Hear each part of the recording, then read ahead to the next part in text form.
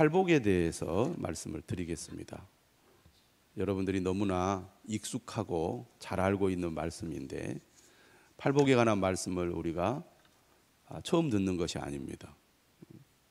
종종 듣지요.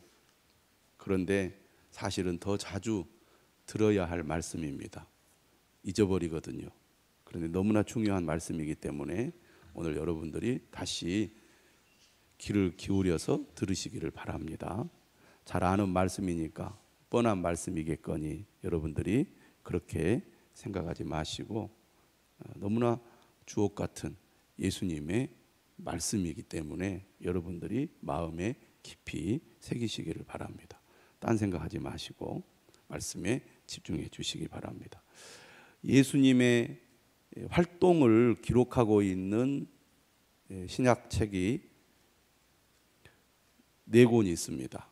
마태복음, 마가복음, 누가복음, 요한복음, 이렇게 4개의 복음서를 우리가 사복음서라고 말하죠. 사복음서 가운데 첫 번째 책이 마태복음입니다. 마태복음은 그만큼 성도들에게는 익숙한 책이고 많이 읽는 책이지요. 근데 이 마태복음은 유대인을 대상으로 기록한 복음서입니다. 그러다 보니까 구약 성경을 인용을 많이 하고 있는데요. 이 마태복음 4장 23절에 보면 예수님께서 이 땅에 오셔서 어떤 활동을 하셨는가에 대해서 요약해 주고 있는 구절이 나옵니다. 예수님 이 땅에 오셔서 뭘 하셨느냐? 천국 복음을 전파하셨거든요. 천국 복음을 어떻게 전파하셨느냐? 2가지인데 첫 번째가 가르침이고 두 번째가 치유이십니다. 그러니까 많은 사람들에게 하나님 나라의 말씀, 하늘 나라의 말씀을 가르쳤고 그리고 병든 자, 고통 가운데 있는 사람들을 예수님께서 고치는 사역을 하셨죠. 이러한 사역들을 통해서 예수님께서 천국의 복음을 전파하셨습니다. 마태복음에 보면 예수님의 5개의 가르침이 나옵니다. 그러니까 예수님이 가르치고 치유하신 일을 하셨다고 말씀드렸잖아요. 마태복음은 특별히 예수님의 가르침에 대해서 기록을 하고 있는데 그 첫 번째가 바로 오늘 우리가 읽은 이 본문이 나와 있는 산상수훈입니다. 한번 따라서 합시다. 산상수훈. 산 위에서 가르치신 말씀이다 라고 해서 산상수훈 또는 산상설교라고 말합니다.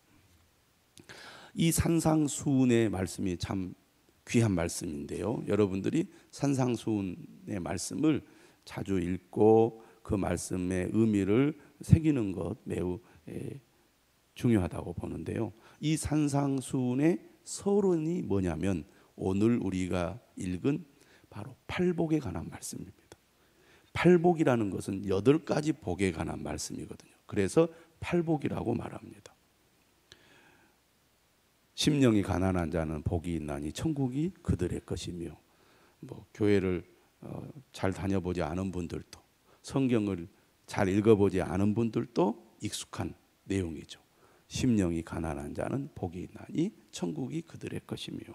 근데 이 팔복을 8개 복이잖아요. 2묶음으로 나눌 수가 있습니다.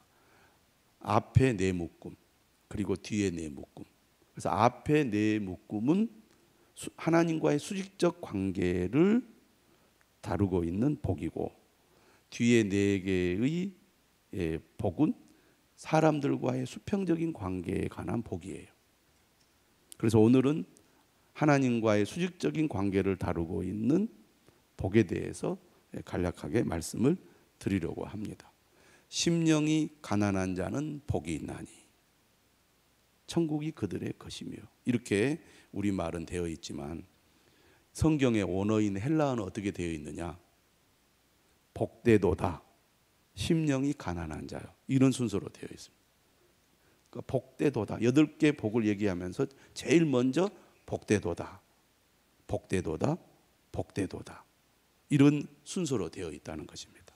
그러니까 우리가 이 팔복의 말씀을 자세히 들여다보면 예수님께서 복을 선언하는 말씀이라는 것을 알 수가 있습니다. 이 말은 무슨 뜻이냐? 너희들이 복 있는 사람이 되려면 심령이 가난한 자가 되어야 한다. 심령이 가난한 자가 되어라. 이렇게 명령형으로 되어 있지 않다는 것입니다. 그렇죠? 심령이 가난한 사람은 복이 있다. 이렇게 되어 있지. 심령이 가난한 자가 되어야 복을 받을 것이다. 너희들도 심령이 가난한 자가 되어라.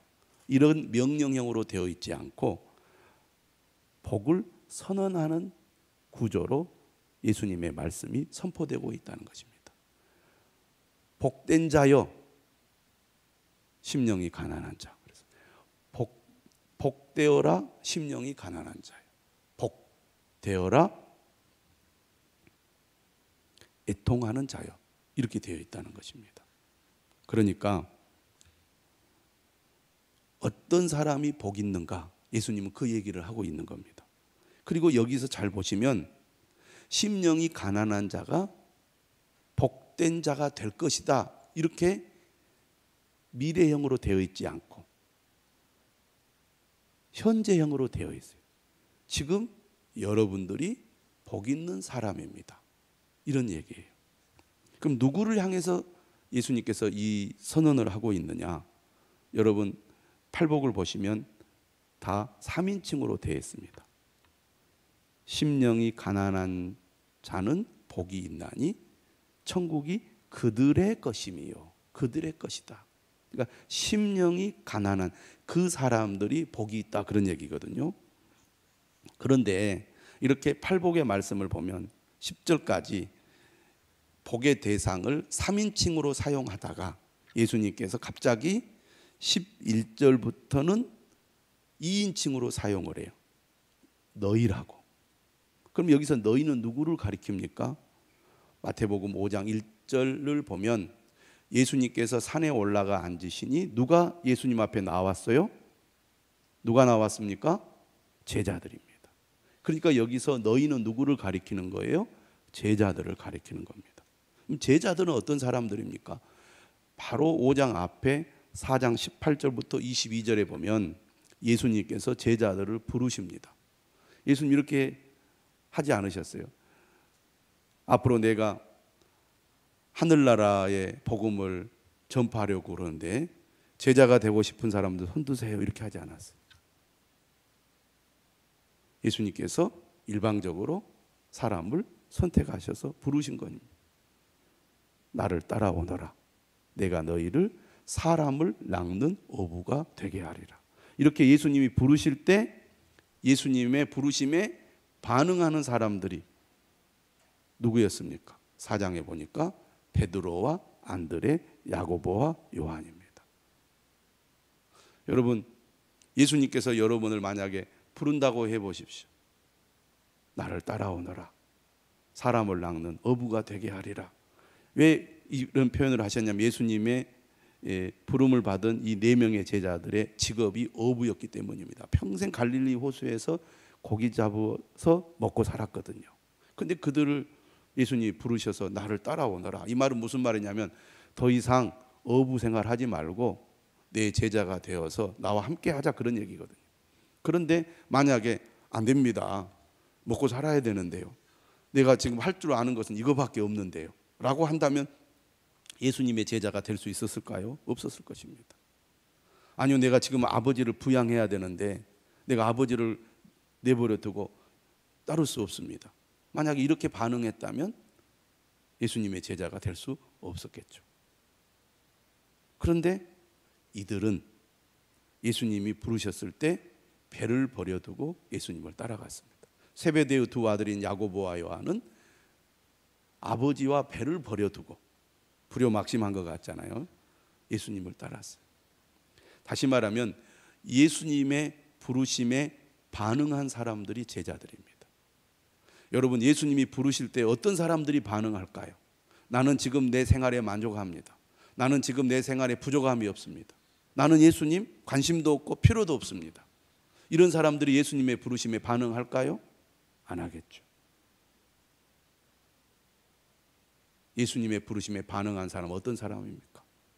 예수님이 어떤 분인지 알고 예수님의 그 부르심이 자신에게는 꼭 필요하고 절실한 사람들입니다. 그러니까 반응하죠. 오늘날 세상에 수많은 사람들이 있지만 나에게로 오라. 예수님 마태복음에서 이렇게 얘기했어요. 수고하고 무거운 짐진 자들아, 다 내게로 오라. 내가 너희를 쉬게 하리라.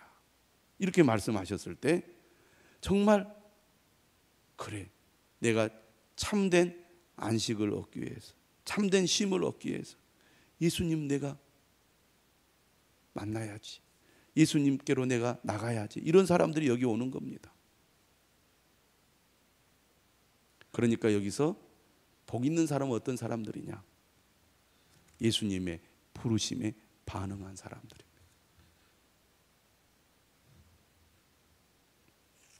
(5장 1절에도) 보면 예수님의 말씀을 듣기 위해 예수님께 나온 사람들, 이 사람들이 지금 현재 복 받은 사람, 복 있는 사람이라는 거예요. 여러분은 어떤 사람입니까? 여러분 복 있는 사람입니까? 나는 복을 받고 싶어요. 우리가 새해가 되면 인사하잖아요. 새해 복 많이 받으세요. 내가 작년에는 복을 못 받았는데 올해는 어떻게 해서든지 복을 받고 싶습니다. 복을 받아야 합니다. 그렇게 생각하는 분들이 많이 있을 것입니다. 그런데 예수님은 뭐라고 얘기하냐면 여러분들은 복 있는 사람입니다. 복 받은 사람입니다.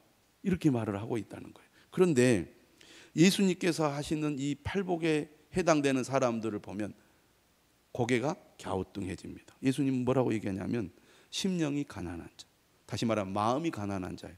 애통하는 자, 슬퍼서 우는 사람입니다. 온유한 자, 어떤 사람이냐면 힘이 없는 사람이에요. 의에 줄이고 목마른 자는 한마디로 말하면 배고픈 사람입니다. 하나님 나 좀 살려주세요. 내가 죽겠습니다. 이런 사람이거든요.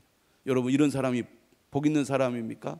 세상에서 가장 불쌍하고 속된 말로 찌질한 사람이지 어떻게 복 있는 사람이라고 하겠습니까? 그러니까 예수님께서 말씀하시는 복의 기준은 세상 사람들이 말하는 복의 기준과 다르다 그 말이에요. 세상의 기준으로 볼 때 이런 사람들은 결코 복 있는 사람이 아닙니다. 그런데 예수님은 이런 사람들을 가리켜서 지금 복 있다고 말하고 복 있는 사람이라고 선언하고 있습니다. 그렇다면 왜 예수님은 이런 사람들을 복 있는 사람이라고 말씀하실까? 우리가 생각을 해봐야 되지 않겠습니까?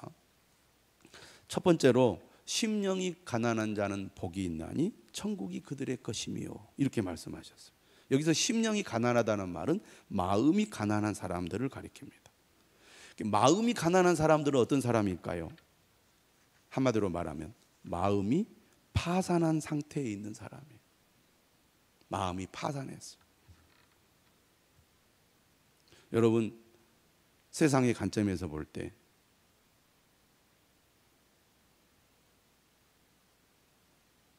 이 마음이 가난한 사람들은 어떤 사람들이냐면 가진 것이 없거나 부족한 사람들.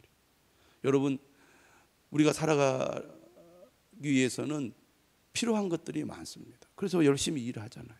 그런데 일을 쓰고 노력해도 손에 쥐어지는 것이 없고 더 부족한 것밖에 없어요.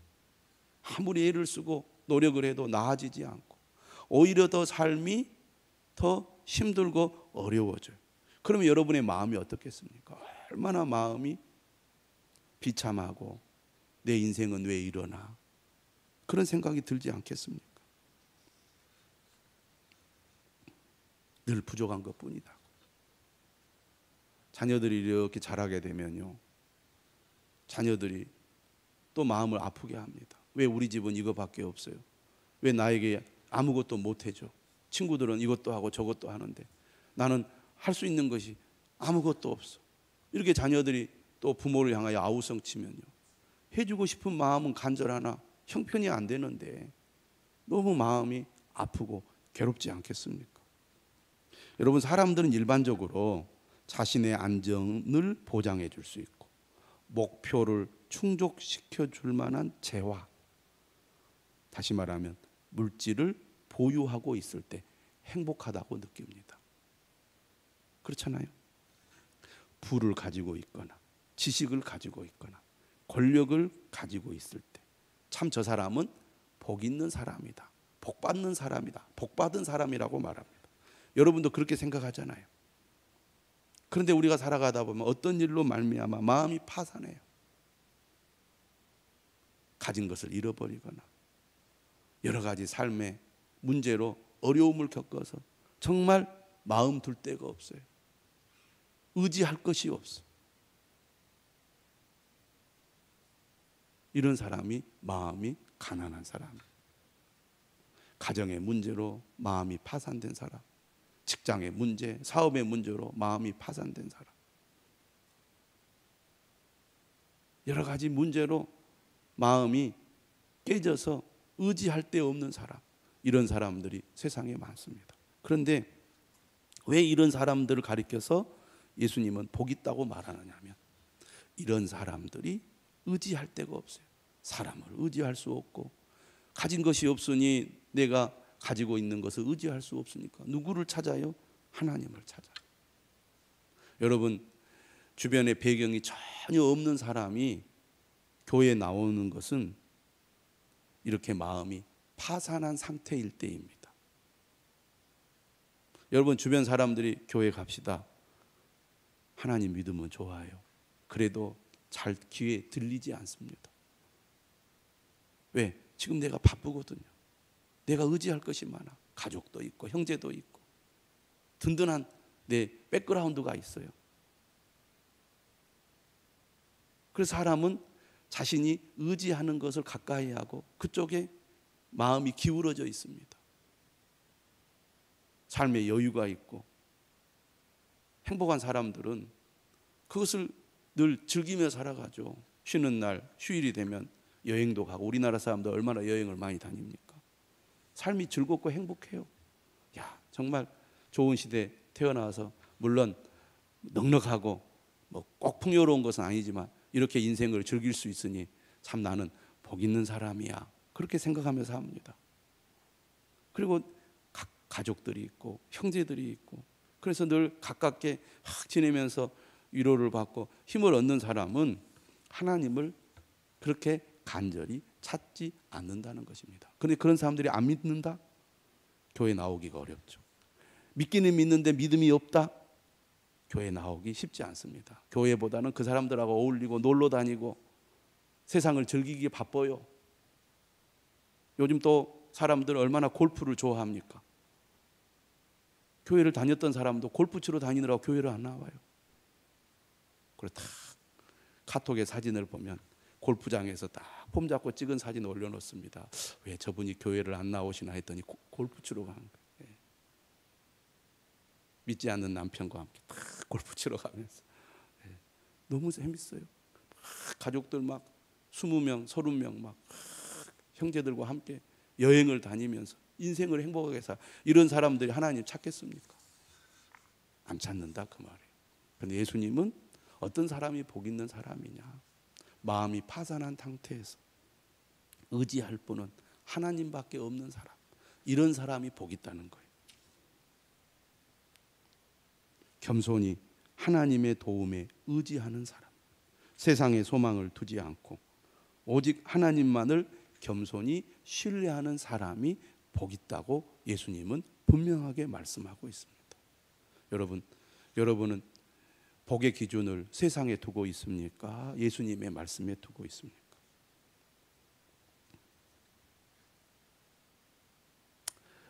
천국이 그들의 것입니다. 예수님 이렇게 말씀하셨어요. 천국이 그들의 것입니다.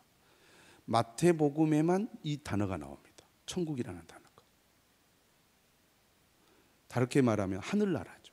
마태복음에서 천국이라는 단어를 32번 사용하고 있어요. 마가복음은 나 다른 복음서는 주로 하나님 나라라는 용어를 쓰거든요. 물론 마태복음에도 하나님 나라가 4번 나옵니다. 그런데 하늘나라라는 말을 더 강조해서 32번 사용하고 있어요. 예수님께서 사역을 시작하면서 제일 먼저 하신 말씀이 뭐예요? 회개하라, 천국이 가까이 왔느니라. 하늘나라에 대해서 말씀하십니다. 하늘나라란 무슨 뜻이냐? 하늘에 속한 나라다, 이런 뜻입니다. 하늘에서 온 나라다. 그리고 하늘의 특징을 가지고 있는 나라다, 이런 뜻입니다. 그러니까 풀어서 설명하면 하늘나라는 하늘에 있는 하나님 나라, 하늘에서 온 하나님 나라, 하늘처럼 다스려지는 하나님 나라예요. 그런데 예수님이 뭐라고 말하냐면 천국이 가까이 왔다. 근데 여기서 가까이 왔다라는 이 단어, 동사는 완료형으로 되어 있습니다. 그러니까 지금 이 땅에 천국이 도래했다, 이런 뜻입니다. 그러니까 하늘에 있는 나라가 예수님으로 말미암아 이 땅에 임한 것입니다. 그 하늘 나라를 예수님께로 나온 이 마음이 파산한 자가 현재 소유하고 있다는 것입니다. 그러기 때문에 마음이 파산한 상태에서 의지할 것은 하나님밖에 없는 사람이 예수님의 말씀에 반응하여 예수님 앞으로 나온 그 사람이 복 있는 사람이다 라고 말씀하고 있는 것입니다. 그런 의미에서 지금 이 자리에 나와서 예수님의 말씀을 듣고 예수님의 말씀에 반응하여 내가 진정으로 의지할 분은 오직 하나님밖에 없습니다 고백하는 여러분이 복 있는 사람이라는 것입니다. 할렐루야. 옆에 있는 분들로 한번 인사하십시오. 당신은 복 있는 사람입니다. 그러니까 정말 믿음을 가진 사람은요, 세상의 기준으로 나를 보지 않고 다른 사람을 보지 않아요. 여러분, 나보다 더 잘 산 사람, 나보다 더 똑똑한 사람, 나보다 더 힘 있는 사람 보면 은매 기죽어 그런단 말이에요. 그런데 진짜 예수님 안에서 복 있는 사람은 기가 죽지 않습니다. 할렐루야. 두 번째로는 뭐라고 얘기하느냐? 두 번째는 애통하는 자들이 복이 있다는 거예요. 마음의 애통은 주로 슬픔과 고통 때문에 생깁니다. 이 땅에는 고통이 있고 그래서 애통할 수밖에 없는 일이 생겨요. 권력 앞에서 무력하거나 소중한 사람이나 소중한 것을 잃어버리거나 자신의 죄를 깨달을 때 고통을 겪습니다. 악이나 악한 세력 앞에서 무력한 자신을 보면 슬픔이 밀려와요. 그런 의미에서 이 세상 관점으로 보면 결코 애통하는 사람은 부러움의 대상이 아닙니다. 복 있는 사람이 아니죠. 그런데 왜 예수님은 애통하는 자가 복이 있다고 말합니까? 이렇게 얘기합니다. 그들이 위로를 받을 것이기 때문이라고. 위로를 받을 것이기 때문이라고. 미래형으로 되어 있죠. 위로를 받을 것이라는 표현은 위로하는 분이 있다는 말입니다. 그럼 누가 위로합니까? 하나님이시죠. 지금 슬퍼하는 사람은 스스로의 노력으로 위로받기 힘들지만 하나님이 슬픔을 위로하실 거라는 거예요. 누가 하나님을 찾습니까? 애통하는 자가 하나님을 찾아요.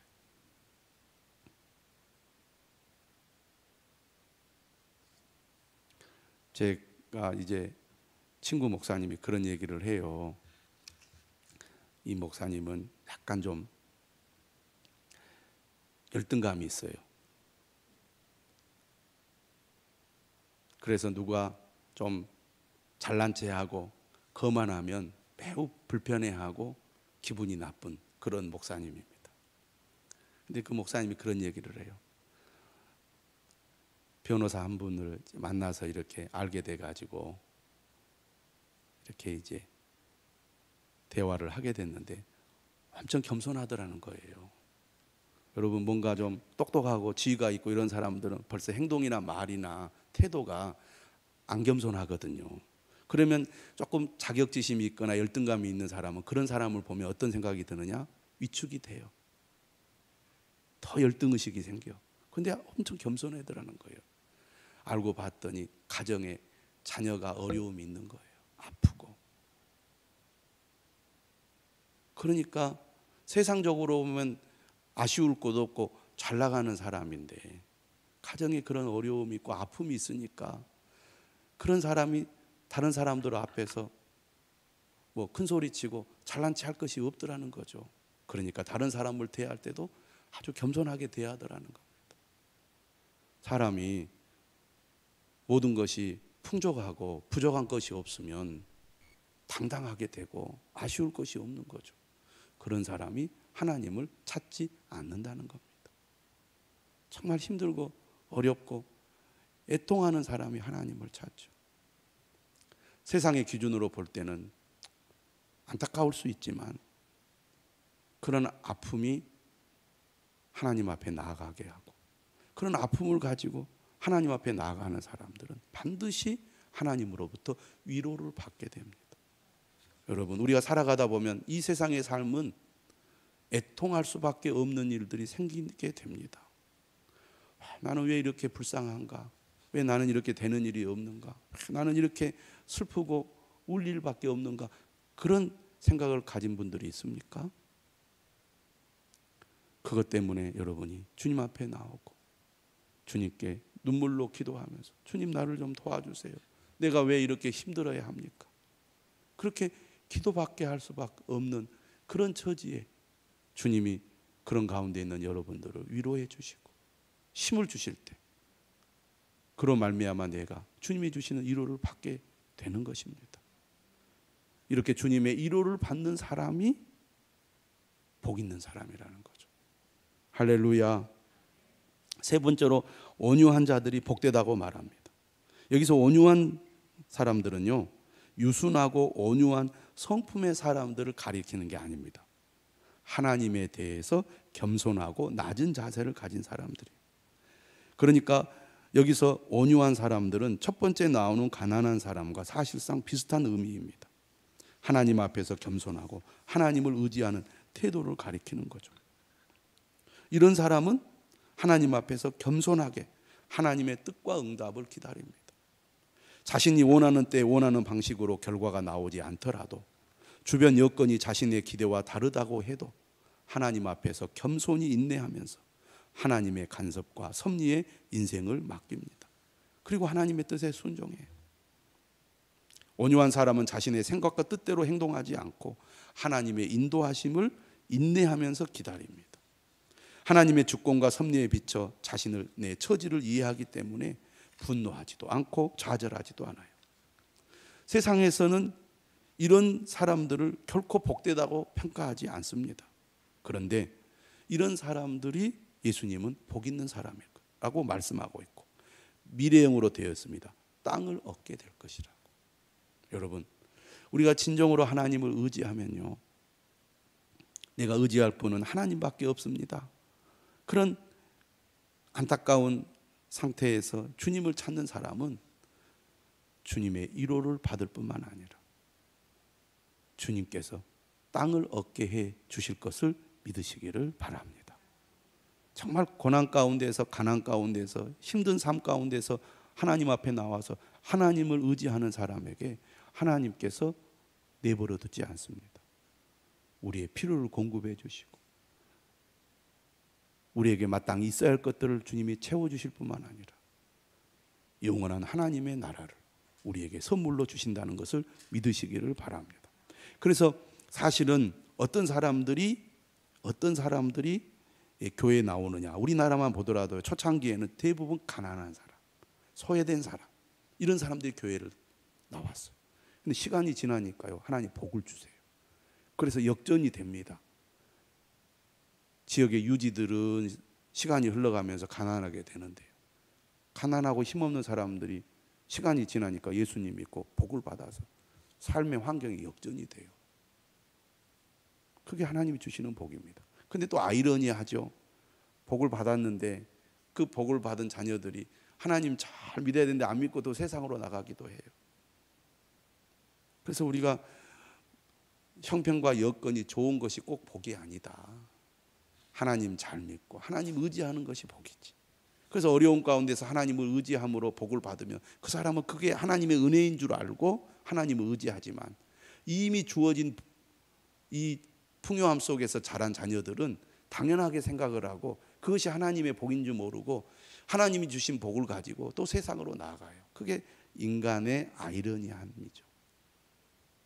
당연한 것은 아무것도 없는데 은혜라는 것은 당연한 것이 없다는 것을 깨닫는 것입니다. 그래서 우리 자녀들에게도 그걸 분명히 가르쳐줘. 우리가 이렇게 누리는 복은 그냥 주어진 것이 아니라 우리가 하나님을 의지하고 믿음으로 산 결과 하나님이 주신 복이다. 당연한 게 아무것도 없다. 내가 태어난 것도 당연한 거 아니고요. 내가 이렇게 건강하게 자란 것도 당연한 게 아닙니다. 내가 이렇게 지혜를 받은 것도 당연한 게 아니에요. 우리 자녀들 그렇게 생각해야 돼. 당연하다고 생각을 해. 아니요. 모든 것이 하나님의 은혜입니다. 지금 현재 내가 누리고 있는 것을 누리지 못하는 사람들이 세상에 얼마나 많습니까?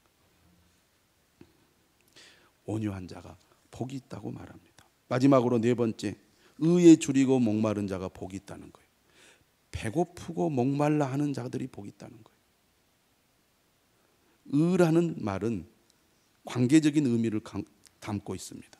여기서 의는 언약에 대한 하나님의 신실하심을 가리켜요.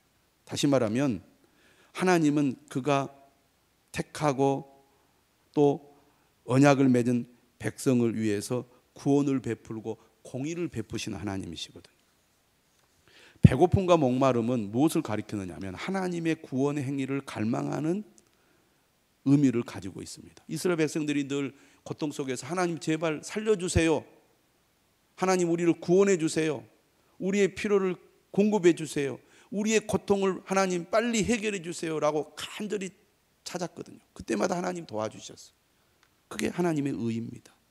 그러니까 하나님의 구원 행위를 뜻하는 의를 위해 배고파하고 목말라 하는 것은 바로 하나님의 언약 백성들이 하나님을 찾는 태도라고 하겠습니다. 나는 하나님의 구원이 필요합니다. 나는 하나님의 은혜가 절실합니다. 나는 하나님의 사랑을 갈구합니다. 이게 의에 줄이고 목마른 사람이에요. 여러분, 모든 것이 풍족한 사람은 나는 하나님의 은혜와 도우심이 별로 필요 없습니다 이렇게 생각하는 사람입니다. 여러분, 배고픈 사람이 가만히 있습니까? 먹을 것을 찾죠. 목이 마른 사람이 어떻게 가만히 있습니까? 물을 찾지 않겠습니까? 의에 줄이고 목마른 사람, 나는 하나님의 도우심, 하나님의 구원, 하나님의 은혜와 사랑이 늘 필요합니다. 이런 사람은 하나님을 찾지 않을 수가 없다 그 말이에요. 그런 사람이 복 있는 사람이라는 겁니다. 그런 마음이 있는 사람들이 하나님 앞으로 가까이 나아가는 거예요. 예배의 자리, 말씀의 자리, 기도의 자리로 나가는 사람, 그 사람이 복 있다는 것입니다. 그런데 모든 것이 풍족해서 배고프지 않고 목마르지 않는 사람이 먹을 것을 찾고 물을 찾겠느냐 그 말이에요. 그런데 지금 예수님 앞에 나온 사람들, 예수님의 말씀을 듣고 있고 예수님의 말씀에 반응하는 제자들이 바로 그런 사람이었습니다. 의에 줄이고 목마른 사람.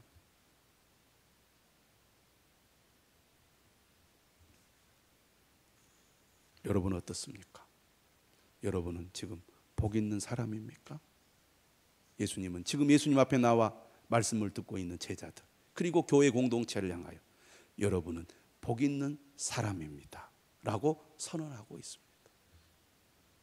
여러분 모두 주님이 인정하는 복 있는 사람이 되시기를, 그런 사람임을 여러분들이 또 확신하며 주님 앞에 가까이 나아가시기를 주님의 이름으로 축원합니다.